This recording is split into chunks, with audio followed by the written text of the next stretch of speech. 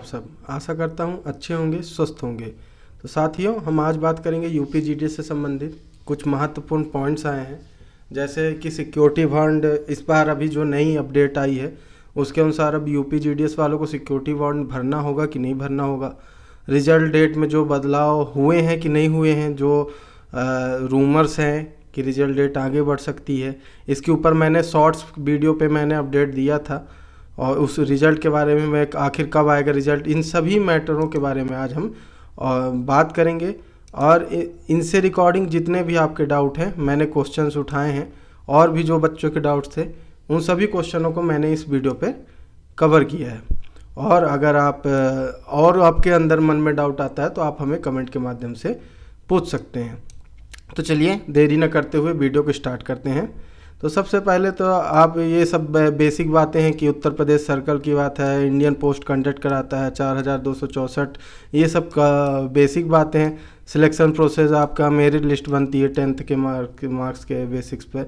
और GDS result जैसे मैंने बताया था कि नवंबर से दिसंबर के बीच में, मैंने पीछे भी अपडेट किया है बहुत सारे वीडियो पे कि रिज़ल्ट डेट डिक्लेयर बताया था मैंने, और ऑफिशियल वेबसाइट कौन सी है इन सभी के बारे में हमने बात कर चुकी है, तो ये इस पे हम ज़्यादा ध्यान नहीं देते हैं। चलते हैं हम आज के सबसे पहले क्वेश्चन की ओर। तो हमारा सबसे पहला क्वेश्चन है कि सर मैंने सीबीएसई से 10th पास करी है, और जब मैं फॉर्म में मार्कशीट फिल करनी थी तो उसमें हर सब्जेक्ट के ग्रेड का ऑप्शन था और लास्ट में सीजीपीए का भी ऑप्शन था। मैंने ग्रेड्स और सीजीपीए दोनों फिल करी है, तो क्या फॉर्म रिजेक्ट होगा? बिल्कुल नहीं होगा, क्योंकि आपसे उसने डिटेल मांगी थी। हाँ, ये सीजीपीए वालों को बहुत डाउट होता है, सर मैंने सीजीपीए की जगह परसेंटेज, तो आप परसेंटेज में कन्वर्ट करके डाल सकते हैं, उससे भी आपके फॉर्म में रिजेक्शन की कोई प्रॉब्लम नहीं होगी, तो आपका फॉर्म क्या होगा? रिजेक्ट नहीं होगा। नेक्स्ट क्वेश्चन की ओर चलते हैं। सर मेरे पास कंप्यूटर का सर्टिफिकेट नहीं है बट फॉर्म में फिलअप किया था, क्या हो जाएगा प्लीज़? जब आपके पास सर्टिफिकेट नहीं था तो आप फिल कैसे किए? क्योंकि वहाँ पे अगर आपने बोला है कि यस हमारे पास कंप्यूटर सर्टिफिकेट है तो वो कंप्यूटर सर्टिफिकेट अपलोड कराता है। या दूसरी चीज़ आप एक ऑप्शन चूज कर सकते हो कि हम डीवी के समय पे, डॉक्यूमेंट वेरिफिकेशन के समय पे सर्टिफिकेट शो करेंगे। तो अगर आपके पास कंप्यूटर सर्टिफिकेट नहीं है तो आपके सिलेक्शन में, आपका अगर सिलेक्शन भी होता है मेरिट लिस्ट से, तो आपका डीवी के बाद आप रिजेक्ट हो सकते हैं। तो आपको आप इस तरह के जो भी डाउट है मैंने पहले भी बोला है, अगर आप लोग के पास कंप्यूटर सर्टिफिकेट नहीं है, आपने फॉर्म फिल कर दिया है, तो यहाँ पे कुछ आप लोग जुगाड़ भी बना सकते हैं। जैसे जिस डेट पे आपका यूपी जीडीएस का फॉर्म आया उस डेट के पहले का भी किसी भी संस्थान का 60 डेज का कंप्यूटर सर्टिफिकेट आप अपने पहचान अनुसार किसी भी संस्थान का बनवा सकते हैं, CCC सर्टिफिकेट, तो आपको प्रॉब्लम नहीं होगी। आपके पास नहीं है सर्टिफिकेट तो कुछ जुगाड़ भी चलते हैं नौकरी पाने के लिए, तो आप इतना कर सकते हैं। मुझे ये बोलना नहीं चाहिए एक संस्थान के रूप में, मगर अगर आप लोग को कभी दिक्कत होती है ऐसी तो आप ये चीज़ें भी अपना सकते हैं, जिससे आपका सिलेक्ट होने के बाद रिजेक्शन नहीं हो। नेक्स्ट क्वेश्चन है, सर फॉर्म भरते टाइम कंप्यूटर कोर्स अपलोड नहीं किया हूँ बट CCC 4 मंथ पहले से ही किया था, क्या फॉर्म रिजेक्ट हो जाएगा क्या सर? Please reply. बिल्कुल भी आपका रिजेक्ट फॉर्म नहीं होगा। यही बातें मैंने ऊपर क्लियर की कि आप फॉर्म भरते समय नहीं अपलोड किए हैं तो आपका डीवी के समय आपको वहाँ पे डिमांड रहती है कि आप 10th से लेकर 12th जहाँ तक आपने ग्रेजुएट भी हैं, जो भी हैं, आप अपनी मार्कशीट दिखाइए, प्लस आपका Aadhaar card, caste certificate, document verification से और CCC सर्टिफिकेट, तो ये सब चीज़ें मैंने पहले भी बता चुकी हैं।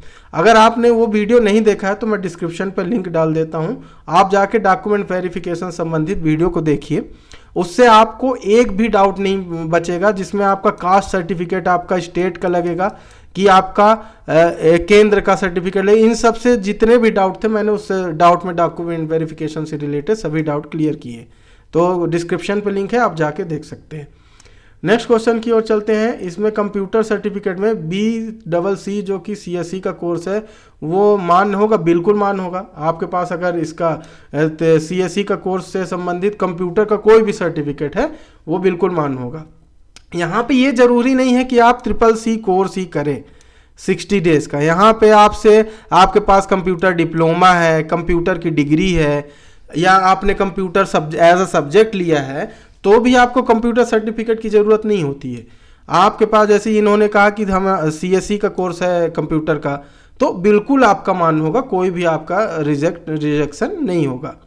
नेक्स्ट क्वेश्चन की ओर चलते हैं। सर एमपी से हूँ, ओबीसी 2 फॉर्म भर बीएलई ने अनरिजर्व कैटेगरी भरी है, मैंने कास्ट सर्टिफिकेट भी लगाया है, तो सर एमपी वालों को अनरिजर्व कैटेगरी में लेते हैं। बहुत बढ़िया क्वेश्चन है।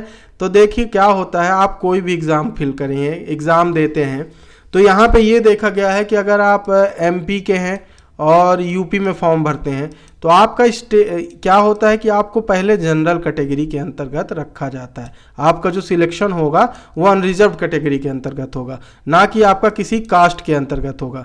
बस सेंट्रल गवर्नमेंट में आपका क्या होता है, जैसे ये इंडियन पोस्ट ऑफिस है तो सेंट्रल गवर्नमेंट, तो आपको यहाँ पे मैंने डॉक्यूमेंट वेरिफिकेशन वाले वीडियो बताया था कि आपको सेंट्रल के क्या लगाना है, सर्टिफिकेट लगाना है।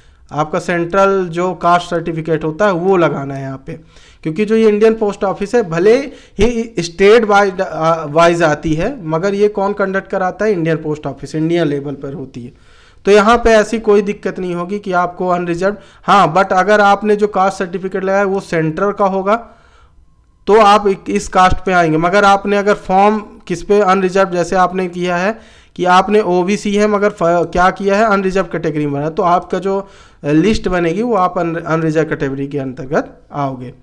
नेक्स्ट क्वेश्चन आता है, कंप्यूटर सर्टिफिकेट में टाइपिंग का सर्टिफिकेट चलेगा? बिल्कुल चलेगा। मैंने बताया ना, डीसीए, टाइपिंग या कोई और छोटे मोटे कोर्स हो, मिनिमम 60 डेज का कोई भी कोर्स हो, बिल्कुल चलेगा। टाइपिंग का भी सर्टिफिकेट इसमें मान्य किया जाता है। नेक्स्ट है क्या, बादाऊन डिस्ट्रिक्ट 95% चांस है। यस चांस है, बिल्कुल चांस है, आपके सिलेक्शन के चांस बन सकते हैं। देखिए अनरिजर्व कैटेगरी के जो भी व्यक्ति हैं अगर 92 प्लस है तो आपके चांस बन सकते हैं, मगर सबके नहीं बनेंगे, क्योंकि ये ऑटोमेटिक जनरेटेड लिस्ट होती है। फिर बच्चे कमेंट करते हैं कि सर हमारे तो ये 95 थे तो भी नहीं हुआ। तो कारण क्या है कि वो एक एक व्यक्ति का रिजल्ट नहीं बनाते हैं कि इसका सिलेक्शन इसका सिलेक्शन, वो ऑटोमेटिक जनरेटेड लिस्ट होती है, इस कारण ये दिक्कतें होती हैं। नेक्स्ट क्वेश्चन है, एमपी का कास्ट सर्टिफिकेट है, कोई प्रॉब्लम है क्या? बिल्कुल है। मैंने अपने डॉक्यूमेंट वेरिफिकेशन वाले वीडियो पे मैंने बताया कि आपको केंद्र का आपका जो भी नोटिफिकेशन आता है उसमें देखिए सेंट्रल के कास्ट सर्टिफिकेट पूरे अप्लाई मांगे गए हैं। तो नेक्स्ट क्वेश्चन है, सर मैंने पॉलिटेक्निक कंप्यूटर साइंस से किया, क्या यह लग जाएगा? बिल्कुल लग जाएगा, आपको कोई प्रॉब्लम नहीं आएगी। नेक्स्ट क्वेश्चन है, सर बॉन्ड कब देना है, डीवी के टाइम या फिर ज्वाइनिंग के टाइम? ये बहुत बड़ा क्वेश्चन है, बहुत इंपॉर्टेंट क्वेश्चन। तो ये डीवी के टाइम लगता था, बट अभी की जो न्यूज है 17 नवंबर को जीडीएस ने एक ऑफिशियल नोटिस जारी किया जिसमें उन्होंने ये कहा कि कई स्टेट क्या कह रहे थे जीडीएस के कि हम बॉन्ड के विरुद्ध थे कि बॉन्ड नहीं लेना है, जिस कारण जीडीएस ने क्या किया है, बॉन्ड को ख़त्म कर दिया है।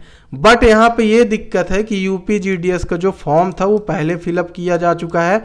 तो अब यहाँ पे यूपी वालों के साथ ये दिक्कत हो सकती है कि न्यूज आपकी 17 नवंबर की, इसको अप्लाई करते हैं कि नहीं। हो सकता है कि ये जो अभी अपडेट किया गया 17 तारीख को कि अब बॉन्ड नहीं लिए जाएंगे, वो आगामी जो भी वैकेंसी आएंगी उनके लिए हो सकता है यूपी के बच्चों को बॉन्ड भरना पड़ सकता है। बट आपका 90% चांस है कि ये जो 17 तारीख वाली न्यूज है उसको मान्य किया जाएगा और अब आपका बॉन्ड नहीं भरा जाएगा। अगर बॉन्ड भरवाते हैं तो डॉक्यूमेंट वेरिफिकेशन के समय ही भरा जाता है। नेक्स्ट क्वेश्चन है, सर रिजल्ट कब आएगा? तो देखिए मैंने शॉर्ट्स में रिजल्ट का अपडेट दिया था कि मेरिट लिस्ट नहीं बन पाई है।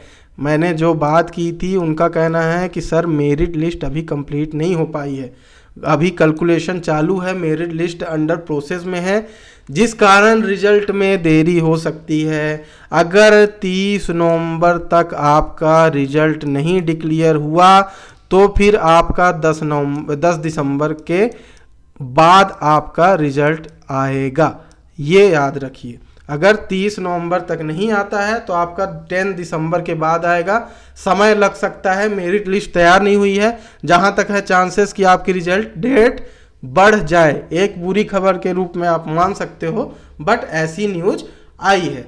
तो आज के वीडियो में इतना ही। कैसे लगा आपको वीडियो और आपके मन में ये हमें बताइएगा, और आपके मन में जो भी डाउट होते हैं हमें क्वेश्चन के माध्यम से पूछिए, और मन में जो भी सवाल बढ़ते हैं जीडीएस से संबंधित ही नहीं और कोई भी आपके एग्ज़ाम दे रहे हैं, जैसे यूपी टीईटी है, एग्ज़ाम कब होगा उसके ऊपर भी मैं आपको वीडियो बना के दे दूंगा कि यूपीटीईटी का एग्ज़ाम कब होने वाला है। वो डेट आ चुकी है, डेट बता देता हूँ 26 दिसंबर। फिर भी और कुछ भी डाउट होते हैं तो आप हमें क्वेश्चन के माध्यम से पूछ सकते हैं। धन्यवाद।